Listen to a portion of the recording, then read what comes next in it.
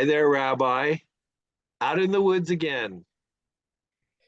You know, Joe, I'm here because it's going to be the end of civilization as we know it with this election. Of course, and that is what both sides are saying. If the other guy wins, we're all doomed. And yet, we've had ample evidence over the years, decades, perhaps even centuries, that when the candidate we don't want wins the election, the country continues. Joe, you're so wrong. I can't stress this enough. Even Costco is now selling, I don't know if you saw it, a 40, 50, 60-day supply of food for your family. It's freeze dried, it's prepared, it's a balanced diet, and they have it in these great buckets. So even Costco believes it's the end of civilization as we know it. And that's why I'm out here preparing my bunker. And I'm heading for Costco as soon as we hang up in order to purchase my 60-day supply. Well, I hate to tell you, but a new administration will last at least 4 years. So you better buy a lot of buckets. But how do we see our way past this paranoia, for lack of a better term? As a therapist, I just want to remind you of one of the sayings that we have in therapy when working with a patient. Joe, just because you're paranoid doesn't mean they're not out to get you. So I keep coming back to, I listen to one commercial for one party, it's the end of civilization as we know it. I listen to the ads for the other party, it's the end of civilization as we know it.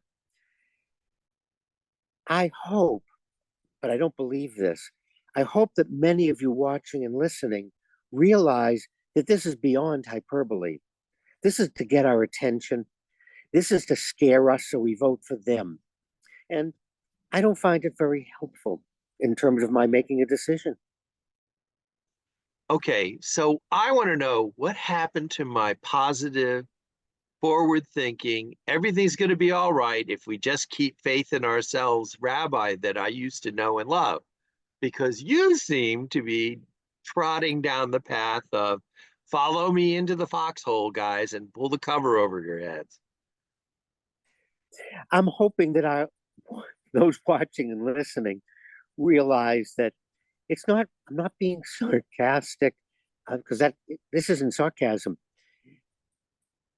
I just want to point out the absurdity of falling for the political propaganda machine. And I think that is the danger, is falling for the propaganda machine and not sorting through who's the best candidate, whether it's for the school board, the county council, the homeowners association. Everyone resorts to scare tactics. Everyone creates paranoia to get themselves elected. And it's up to us as individuals to stop for a minute and say, wait a minute. Civilization as we know it is not going to end. Things are going to change. Culture changes. This is one of the problems we're seeing with the Supreme Court's current decisions. They want us to view the Constitution in the culture at the time it was written. And at that time, we had frontiers. The position of men and women and cooking and cleaning, everything was different.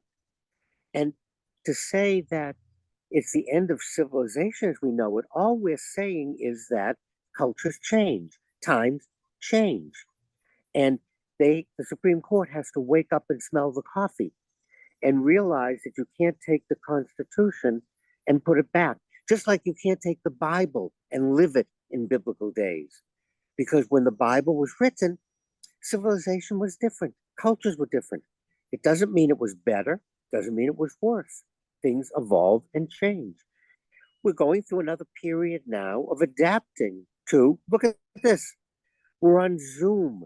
We're on TikTok. We have social media, things that never existed when I was growing up, things that never existed 10 years ago. So it would be impossible to try to make now then, and that actually would be harmful. And so, no, civilization as we know it is not coming to an end. because one political other party won. Nope, just be careful. Don't fall into the trap of the end of the world, the end of the known universe. Okay, but I need something from you, Rabbi.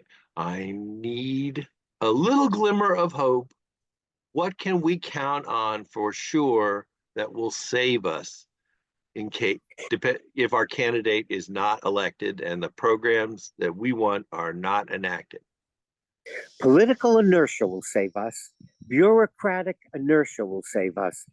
You realize that change and adapting and policies take a very long time. So, because of this form of inertia, by the time things change, we'll have a new administration. And then we can start that slow process of change again. Well, that sounds like a topic for another episode. So watch this channel. Thank you as always, Rabbi. You may be out in the woods, but you're not lost. Bureaucratic inertia is going to save all of us, regardless of the new administration.